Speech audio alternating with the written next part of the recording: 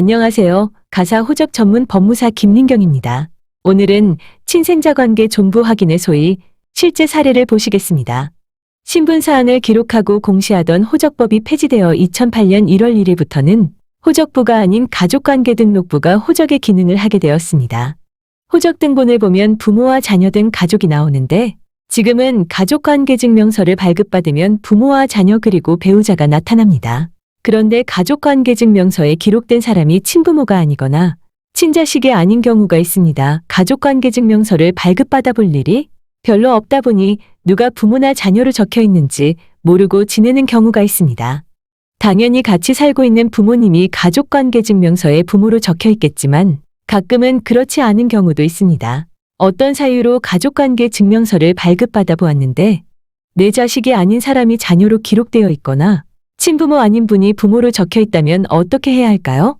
잘못 기록된 원인은 여러 가지가 있겠지만 어떻든 친부모, 친자식으로 정정해야 한다는 점에서는 같습니다. 오늘 사례는 그 중에서 가족관계증명서상 어머니가 친어머니가 아닌 사례입니다. 아버지가 외도로 자녀를 낳아 호적상 어머니는 아버지의 본처이고 실제 친모는 현재 같이 살고 있는 분이라고 합니다. 의뢰인은 친어머니를 상대로 친생자관계 존재 확인의 소를 제기하고 친어머니가 아닌 분을 상대로는 친생자관계 부존재 확인의 소를 제기했습니다. 소송에서 입증자료와 유전자 검사에 대하여 친부모와 자녀라는 것을 입증하거나 또는 친생자관계가 없다는 것을 증명하는 자료는 정해진 것이 없지만 요즘은 유전자 검사 시험 성적서를 제출합니다. 유전자 검사는 소재기 전에 할 수도 있고 소재기 후에 해도 상관없습니다. 유전자 검사는 단순한 확인용이 아니라 법원 제출용으로 해야 합니다. 그리고 유전자 검사는 성염색체를 포함한 16가지 항목 중에서 3개까지는 다르더라도 친생자 관계가 인정됩니다. 살면서 유전자 변형이 이루어질 수 있기 때문이라고 하는데요. 경험상 유전자 검사 결과서를 받아보면 모두 99.99% 친생자라는 결과가 나왔습니다. 유전자 검사 비용은 전국이 동일하고 부가가치세가 없습니다. 거동이 어려우시거나 어린 자녀가 있을 경우 유전자 검사소에서 직접 댁을 방문하거나 원하는 장소에서 부모와 자녀의 유전자 검체를 채취해 가므로 편안히 집에서 유전자 검사를 받을 수 있으며 출장비가 비싸지 않아서 저는 온 가족이 움직이는 것보다 출장 검사가 편리해 보였습니다.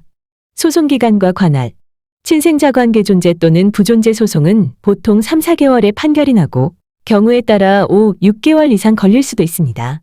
친생자 관계가 없는 부모와 오랜 기간 단절되어 그분들의 주소를 모르고 피고가 된 양부모가 소송 서류를 제대로 송달받지 못하거나 유전자 검사에 지나치게 늦게 협조할 경우 시간이 더 걸리기 때문입니다. 관할이란 특정한 사건에 대하여 어떤 법원이 재판권을 행사하는가를 정한 것인데요. 이것은 어느 법원에 소를 제기할 것인지의 문제와 같습니다. 친생자 관계 존부 확인의 소의 관할은 피고의 주소지 가정법원이 되므로 피고의 주소지 가정법원에 소장을 접수합니다. 친부모와 양부모의 거주지가 동일 지역이라면 동일한 법원의 한꺼번에 소장을 접수할 수 있습니다. 그러나 서로 다른 지역에 살고 있다면 각기 다른 관할법원에 소를 제기합니다. 그래서 A법원에서는 친생자관계 존재 확인의 소를, B법원에서는 친생자관계 부존재 확인의 소를 각 제기하게 되는 것이 보통입니다. 물론 거주지가 달라도 누가 원고가 되느냐에 따라 친생자관계 존부 확인의 소가 같은 법원에 제기될 수도 있지만 대개는 각각 제기되는 것이 보통입니다. 친생자 관계 존재 및 부존재 확인의 소는 각각 당사자가 다른 별개의 사건이므로 친생자 관계 존재 및 부존재 소송은 사건이 2개인 것입니다. 소송의 난이도, 친생자 관계 존부 확인의 소는 아주 특별한 경우를 제외하고는 그리 어려운 소송이 아닙니다. 그 이유는 객관적이고 과학적인 유전자 검사 결과 친생자의 확률 99.9%라면 이렇게 신뢰성이 높은 결과를 판사님이 배척하기는 쉽지 않기 때문입니다. 다만 친생자가 아닌데 친자식으로 출생신고된 경우 친생자는 아니지만 입양의 효력이 인정될 수 있음에 주의해야 합니다. 입양의 효력이 인정되는 판례 사안을 보시면 실제는 입양을 하면서 친생자로 출생신고한 사례에서 대법원은 당사자가 양친자 관계를 창설할 의사로 친생자 출생신고를 하고 거기에 입양의 실질적 요건이 모두 구비되어 있다면 그 형식에 다소 잘못이 있더라도 입양의 효력이 발생하고 이 경우에 허위의 친생자 출생신고는 법률상의 친자관계인 양친자 관계를 공시하는 입양신고의 기능을 발휘하게 되는 것이라고 하였습니다. 따라서 가족관계증명서상 부모와 자녀가 실질적으로 부모 자식의 연을 맺지 않았다면 친생자임을 99.99%로 증명하는 유전자 검사 시험 성적서를 첨부하여 호적을 정리할 수 있습니다. 물론 양부모나 양자가 사망하였더라도 제척기간이 도과하지 않았다면 얼마든지 가족관계 등록부를 정리할 수 있습니다. 판결문.